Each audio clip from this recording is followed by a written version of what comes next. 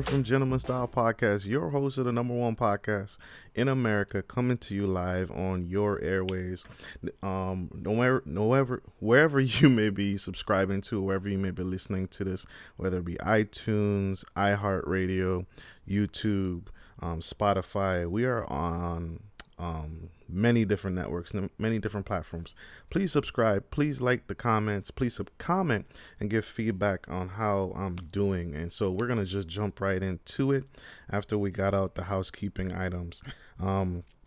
So as you know, this podcast is about some great books, some great books that I recommend everyone read, not just if you're on the road to wealth or on the path for building your empire, building legacy, and building yourself. I'm a big proponent for personal development. I'm a huge advocate for building up your life's mission and working towards your life's goals. And if you're on that entrepreneur journey or not, these books, these great reads will set you up for success, I think, in almost any facet of life. Even if you're destined to start your own business, or even in your 9 to 5, it changes your mindset, and these books shift your perspective. And so I want to share these great reads that I've read throughout 2020 with you, in hopes that in some way, somehow, it'll either shift your perspective or develop it and mature it and encourage it for future growth and further knowledge. Because the best thing I can arm my men with is knowledge and the ability to grow and think through a problem. And in order for us to grow, we must have wisdom and knowledge. And the first book is one of my biggest favorites. It's called The Richest Man in Babylon by George S. Clason. And this book has been very powerful and very, very impactful in my life. And just a tremendous book as far as finances and financial perspective, coming from the Christian and religious faith, and how it talks about how the richest man in Babylon, how he takes the religious perspective and the Christian faith, and he relates it to finance.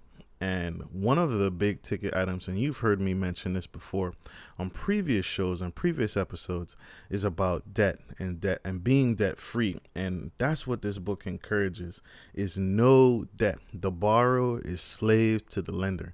And I know you have heard that as my audience. I've heard that many times throughout my walk of life, and just being debt free and living a debt free life. The biggest tool, the biggest asset, the biggest financial decision that we can ever make is living that debt-free life and not borrowing money. Because it's true, the borrower is slave to the lender.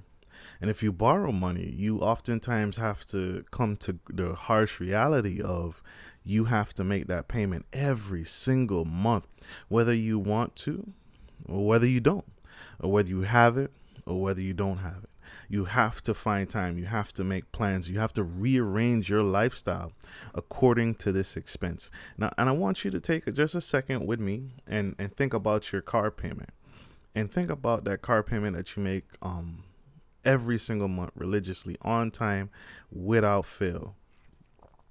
And imagine how impactful it would be to your life if you were able to just save that money, or instead of having a car note payment and paying the dealership or the bank that money, you could actually pay yourself, or pay off another expense that you have, or put money towards retirement, or put money towards a college fund for yourself or your family or your kids. And so those that's powerful. It's a good starting place for anyone, whether, again, if you're going on the route of entrepreneur or not. I think it's a great read. It's a powerful read. And you can check this out on Audible, audible.com. And it's a powerful, impactful read for anyone trying to just get a good foundation, whether your mindset is to one day go off to college, start a business or trade skill, or you know, have, or you're already in your career, in your professional career, and you're working in your professional degree. This is a good starting place, and I call it investing in God's way. And so check that out. That's my first top number one book, and it doesn't take away from the rest of these, but I wanted to start there. It's a good starting point. The next book I recommend is Rich Dad Poor Dad by Robert Kiyosaki. This book has been very impactful in many people's lives, my life, including the people in my immediate circle. This book gives a perspective of the rich dad, poor dad, Robert Kiyosaki, and how he grew up and how he shared. He had, in essence, two fathers. One, his biological father, who went to school and was working a traditional 9 to 5, and a gentleman that he called his rich dad, who owned a business and was an investor and invested in different businesses and had a small business. And he's talking, as he goes through this book, as he matures through this book, as he grows through this book, he takes you on a journey of how different his rich dad, who owned a business, and his poor dad's who worked as a teacher, and their perspectives on money. And this book has sold out, number one bestseller several times. Every entrepreneur has this book in their quiver because it really sets the tone, and it really sets the pace on how to view your finances and how impactful and how much further ahead small business is as far versus working a traditional 9 to 5. And he, touches on the surface of, going to school, going to high school, going to college, getting student loan debt, and then working the rest of your life to pay back that student loan debt, and how much harder life is because, again, in the Richest Man in Babylon, the borrower is slave to the lender. And so it shows the struggles of the rich dad and the struggles of the poor dad, and how each dad weathers the storm differently, and gives Robert Kiyosaki a fresh perspective on how to view the world, how to view money, how to view his own life as he goes through this journey. Two different fathers. One is biological father, who has a PhD doctorate and is a teacher, a professor, and his struggles, and then his rich dad, who's an entrepreneur, small business owner, and both of these men pouring into Robert as he grows up. And it is absolutely life-changing.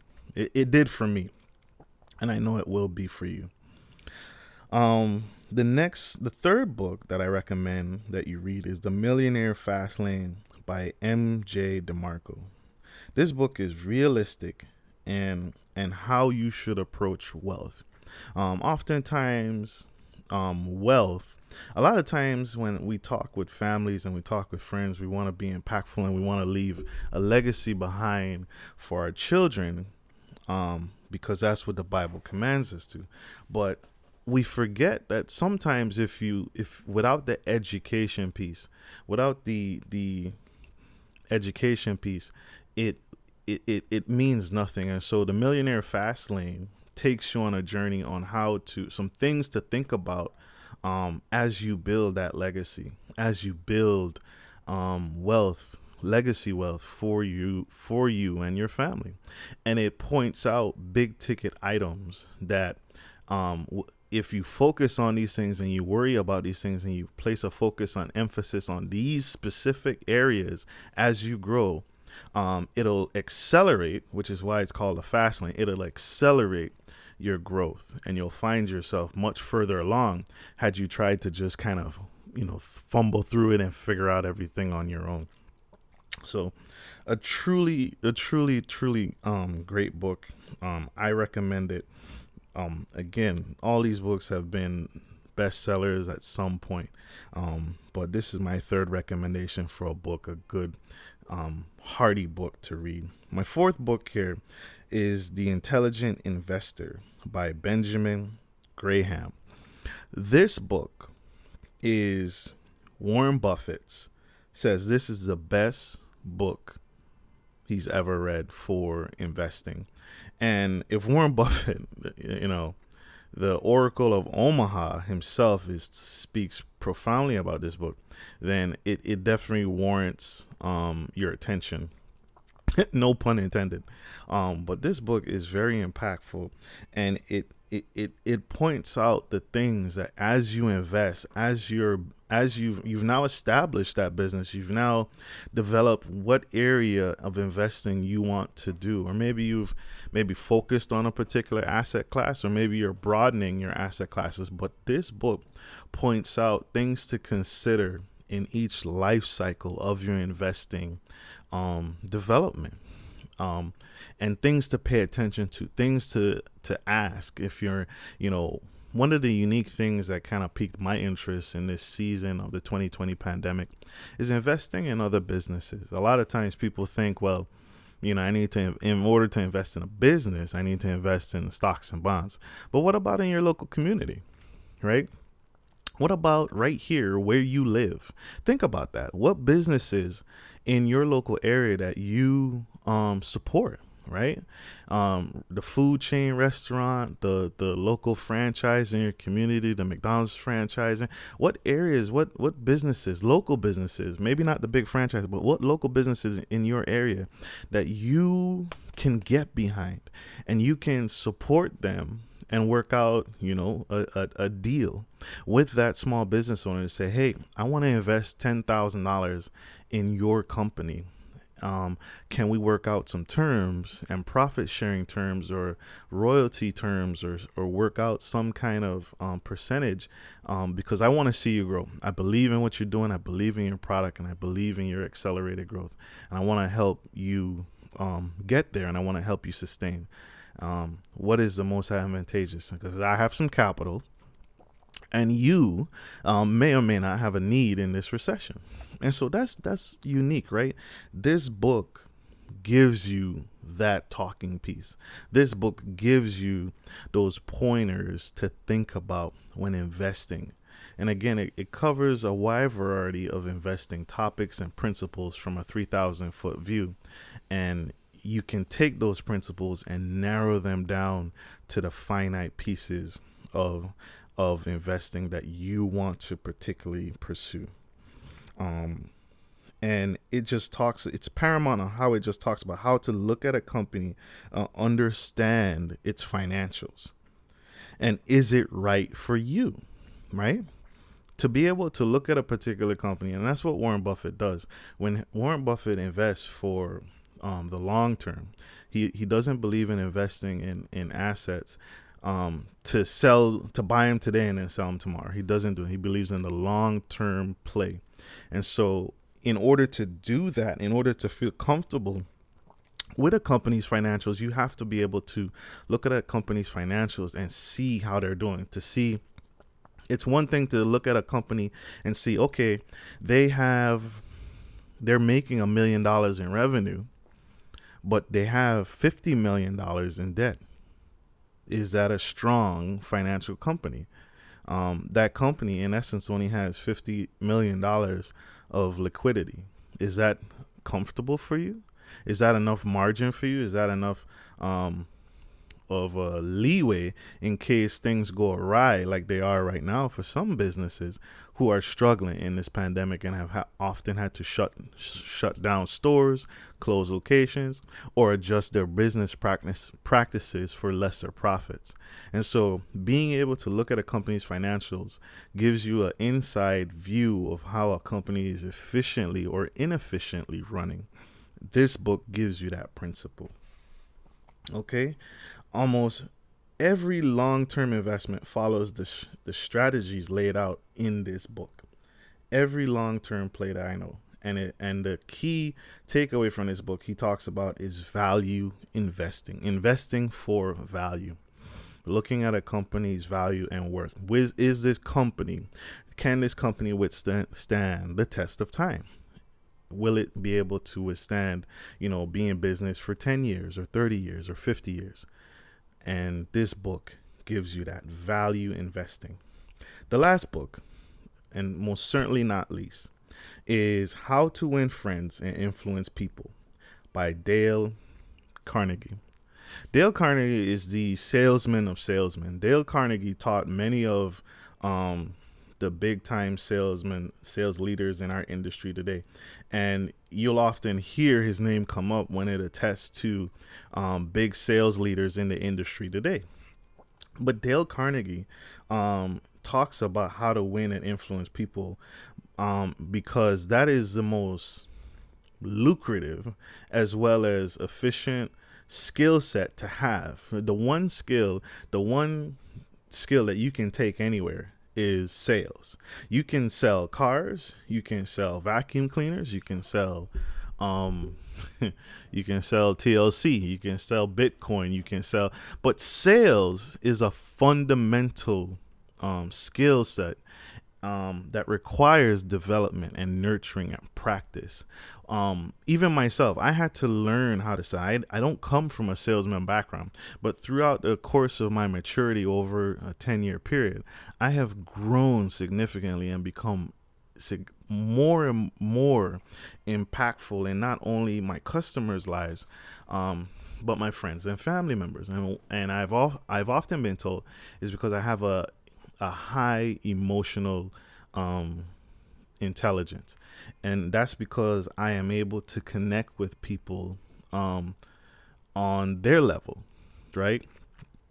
I don't belittle people. I don't make people feel less than what they're worth. I don't devalue people, and oftentimes their concerns often becomes my concerns. And so this book teaches you how to be able to connect with others and influence, right? The biggest thing is called people social media influencers, and part of being a social media influencer is you can instill change, right? That's what a salesman does. He instills change in you, changed behavior, whether you want to change a habit, a behavior, a pattern, but an influencer is someone can strike you to action. That's what an influencer does. And so if a salesman, he's trying to influence you, motivate you, encourage you, hype you up, and hopefully not tear you down into making a change in your behavior or changing something in your life. So if it's life insurance, health insurance, that car that you've always wanted, this book can help you in that industry. And even if you're not a part of an industry that deals with sales, this book will teach you the fundamentals of connecting with people and connecting with others, because that is such a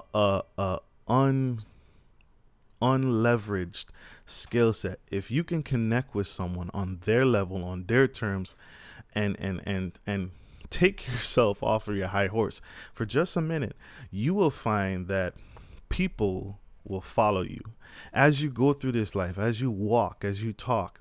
You'll turn around, and often you'll find people following you, even when you didn't expect it, even when you didn't want it. Because all you did was you just connected. You connected with people, and you were able to touch people and show people. And eventually what'll happen is as you develop this skill set, oftentimes you'll see that people will reach out to you for advice. They'll seek your counsel. They'll seek your wisdom. They'll seek your guidance because you connect with them. And so, as you can tell, I'm being very broad in very broad strokes.